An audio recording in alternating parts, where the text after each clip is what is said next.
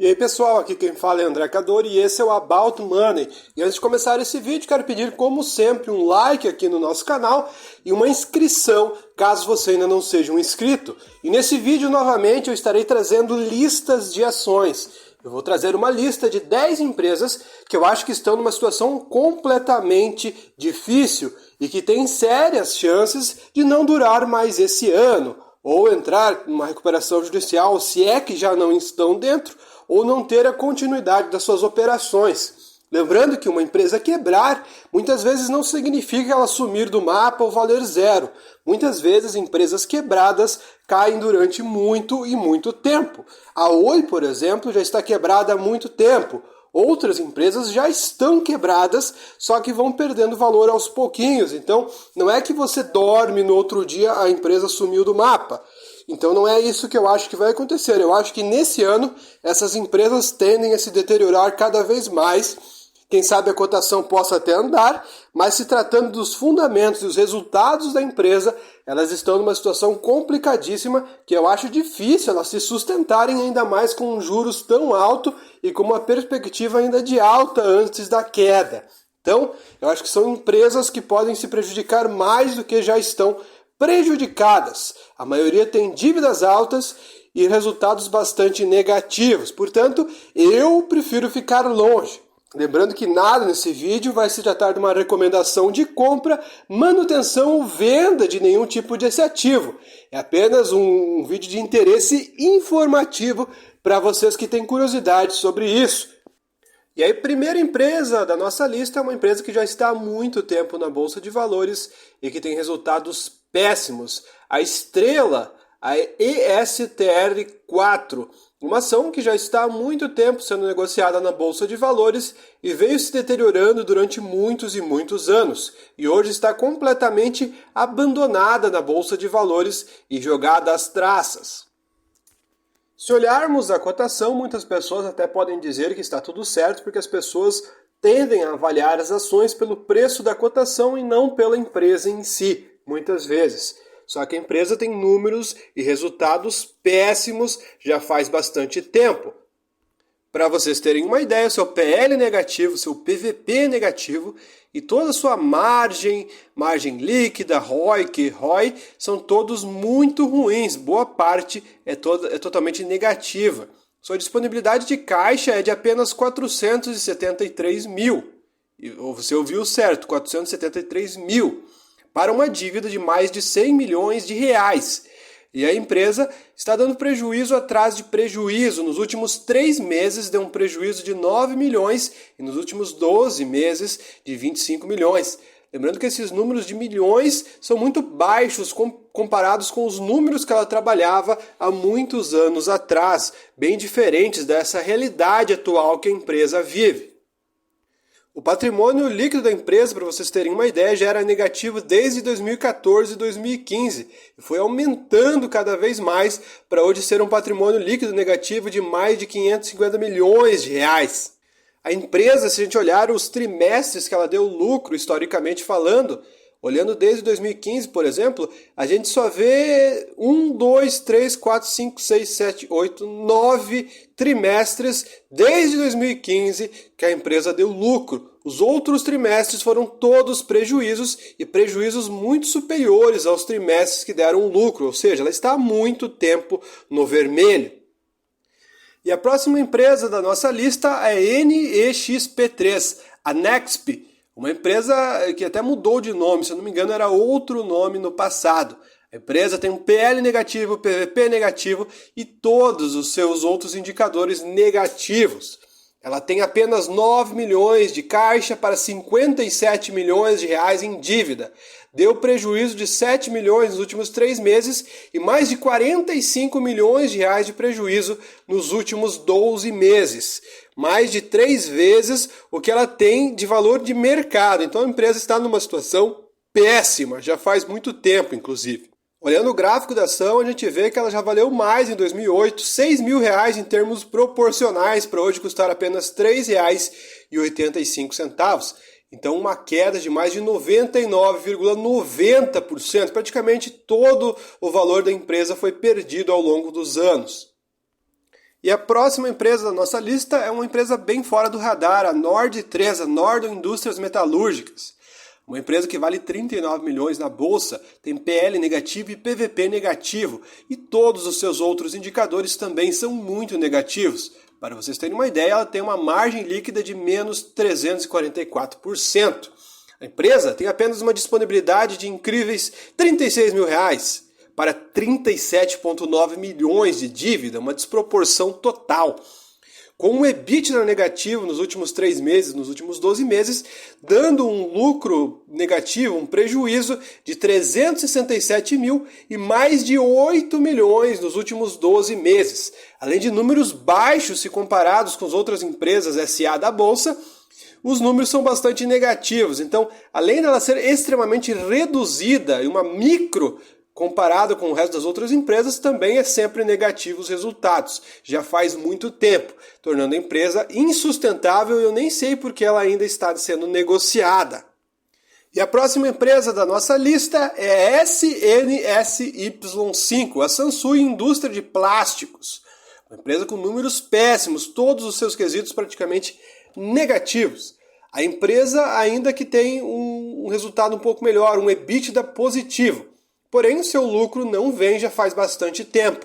47 milhões de prejuízo nos últimos 3 meses e 67 milhões de prejuízo nos últimos 12 meses, além de uma disponibilidade de caixa de 3 milhões para mais de 157 milhões em dívidas. Então a empresa tem uma dívida líquida de 157 milhões para apenas um valor de mercado de 31 milhões, ou seja, uma desproporção total. Seu patrimônio líquido ficou negativo em quase 2 bi de patrimônio negativo. Então, ela só tem que recuperar isso para depois chegar no 0 a 0. Tamanho é o prejuízo que ela dá para o acionista.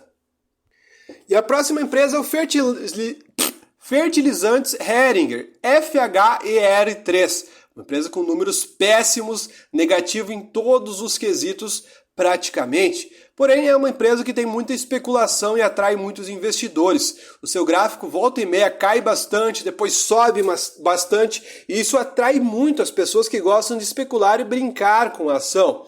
É só isso que atrai as pessoas, porque sua dívida é alta, quase 400 milhões em dívida, para um caixa de 363 milhões, ainda que nessa parte está um pouco mais controlado. Porém, seu patrimônio líquido é negativo em quase 500 milhões de reais. E a empresa dá prejuízos constantes, o EBITDA negativo, lucro negativo, tudo péssimo. Seu prejuízo nos últimos 12 meses foi mais de 520 milhões de reais. Então a gente vê que é uma empresa meramente especulativa, sem nenhum tipo de fundamento ou embasamento técnico nenhum. E a próxima empresa da nossa lista está atingindo suas mínimas históricas. Uma empresa que via subindo e lateralizando durante muito tempo, de repente despencou de preço do nada. A Viveu 3. Olhando os números da empresa, até que a gente fica um pouco atraído pela empresa, porque a gente começa a fazer os cálculos que ela está muito barata, com PVP de 0,16, enfim, olhando a relação patrimonial da empresa, enfim. Só que a empresa só cai de preço, mesmo assim. Ela deu um prejuízo de 237 milhões nos últimos 3 meses. Isso manchou muito os seus números.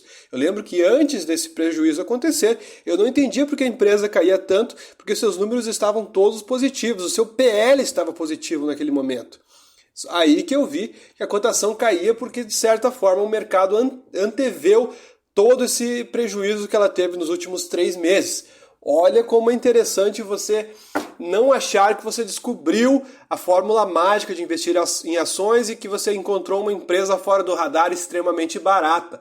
Foi uma armadilha de valor total. Se tem uma definição de armadilha de valor, eu citaria a Viveu, porque a gente durante muito tempo olhava números positivíssimos e de repente do nada veio essa pancada, mostrando o porquê a empresa caiu tanto e hoje está nas suas mínimas históricas. Uma empresa que caiu muito do nada. Assim, em pouquíssimo tempo caiu 90%. Certamente alguma coisa que a gente não sabia estava acontecendo. É sempre assim, quando uma empresa cai muito e a gente não entende muito bem os motivos, às vezes não é que a gente vai acertar o investimento, mas a gente vai descobrir depois o porquê tanta queda. E vai acabar tomando prejuízos no investimento. E isso foi o exemplo que aconteceu com a Viveo. Mesmo depois dessas recuperações dos últimos dias, ela não andou nada.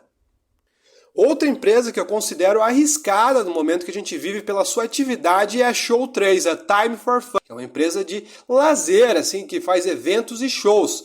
Portanto, ela está nas suas mínimas de sempre, quase, custando apenas 70 centavos no momento que eu gravo esse vídeo.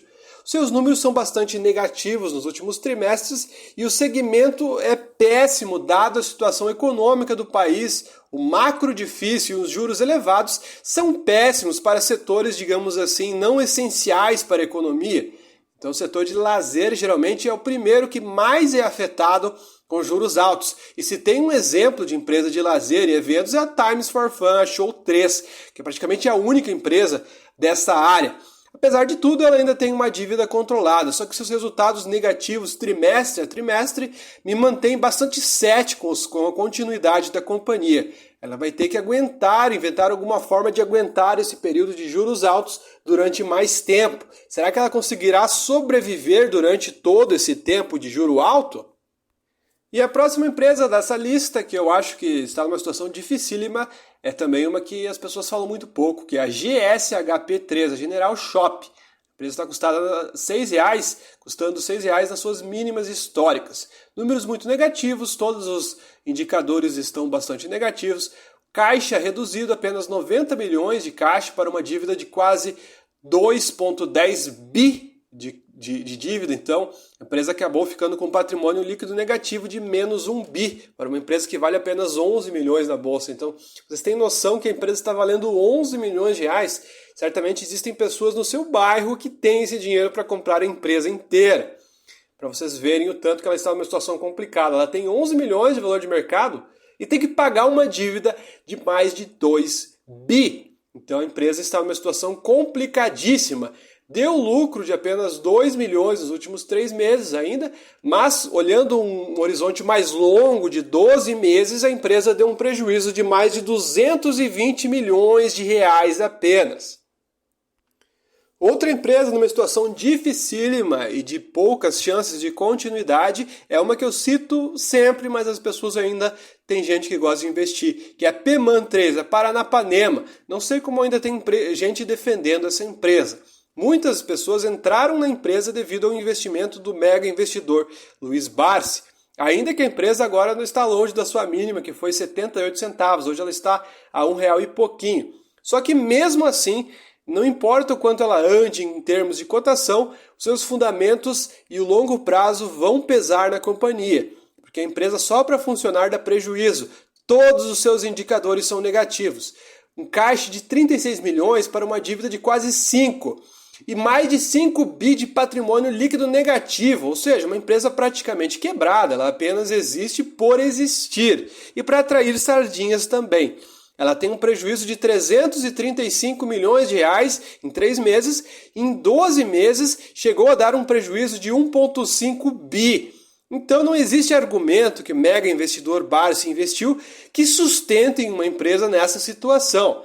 Já vimos casos de empresas que deram certo o turnaround e elas andaram. Mas, na minha humilde opinião, as pessoas que ainda acreditam nisso, elas também acreditam em signo e horóscopo. E a última ação da nossa lista é a mais queridinha de todas, é a OIBR3, que devia mudar o nome para Tchau 3, porque a empresa já passou da hora de sair da Bolsa de Valores. Ela segue enganando os investidores até hoje, atraindo muitos especuladores que querem ganhar dinheiro com a movimentação da cotação, pouco se importando com os fundamentos da empresa. Muitos entraram devido a uma especulação gigante que foi produzida em 2020 e 2021, onde até minha tia, que não entende absolutamente nada de investimentos, estava pensando em entrar nas ações da OIBR. Tamanha era a euforia com a possível saída da recuperação judicial da empresa. Mas se todo o mercado sabe que isso vai acontecer, as coisas já estão no preço. Só que ninguém desconfiou disso. Muitos entraram, a empresa saiu da recuperação judicial de fato, não se recuperou absolutamente nada, ao contrário, só caiu e depois ela entrou em outra recuperação judicial. O CEO da companhia, que vivia dando entrevistas, sumiu do mapa e muitas pessoas que seguiam alguns youtubers de finanças por aí que iam para Bora Bora ficaram muito tristes porque foram deixados pelo caminho. Enfim, pessoal, o vídeo foi esse, espero que vocês tenham gostado. Se você gostou, deixe o seu like. Se você não for inscrito aqui do nosso canal, se inscreva. Muito obrigado e até o próximo vídeo.